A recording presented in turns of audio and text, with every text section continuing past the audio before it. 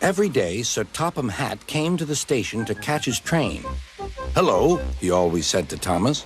"Don't let the silly freight cars tease you. Remember, you have an important job as a special helper in the train yard."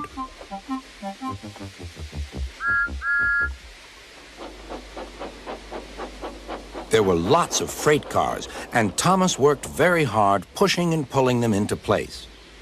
There was also a small coach and two strange things his driver called cranes. "That's the breakdown train," he told Thomas. "The cranes are for lifting heavy things like engines and coaches and freight cars." One day, Thomas was in the yard. Suddenly, he heard an engine whistling. "Help! Help!" A freight train came rushing through much too fast. The engine was James, and he was frightened. His brake blocks were on fire. "They're pushing me! They're pushing me!" he panted. "On! On!" laughed the freight cars, still whistling, "Help! Help!" Poor James disappeared. "I'd like to teach those freight cars a lesson," said Thomas the tank engine. Soon came the alarm. "James is off the line! The breakdown train! Quickly!" Thomas was coupled on, and off they went.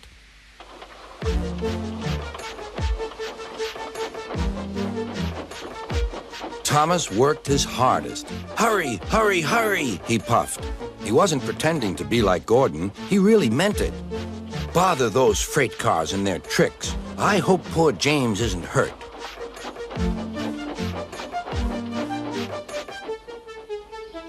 James's driver and firemen were feeling him all over to see if he was hurt.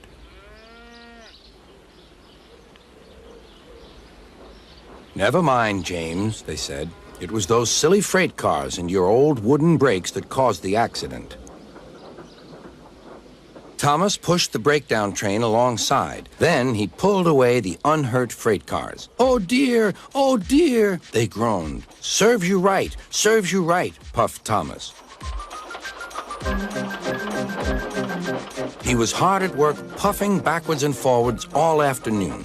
"This'll teach you a lesson, this'll teach you a lesson," he told the freight cars.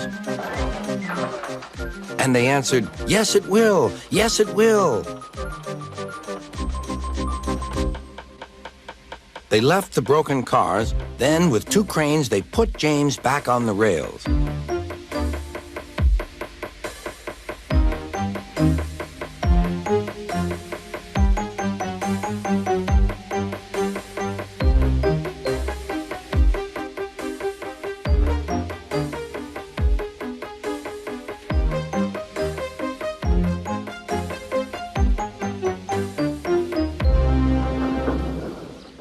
He tried to move, but he couldn't, so Thomas helped him back to the shed.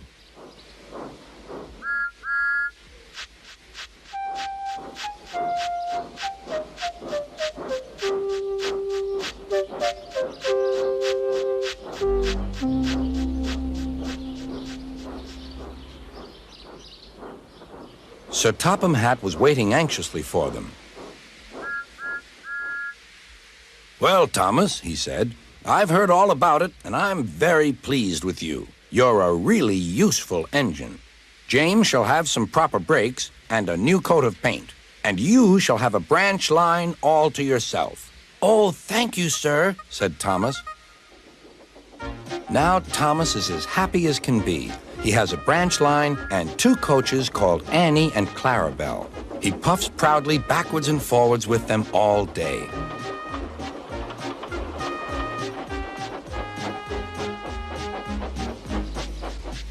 He is never lonely. Edward and Henry stop quite often and tell him the news. Gordon is always in a hurry, but never forgets to say, "Boop, boop," and Thomas always whistles, "Beep, beep," in return.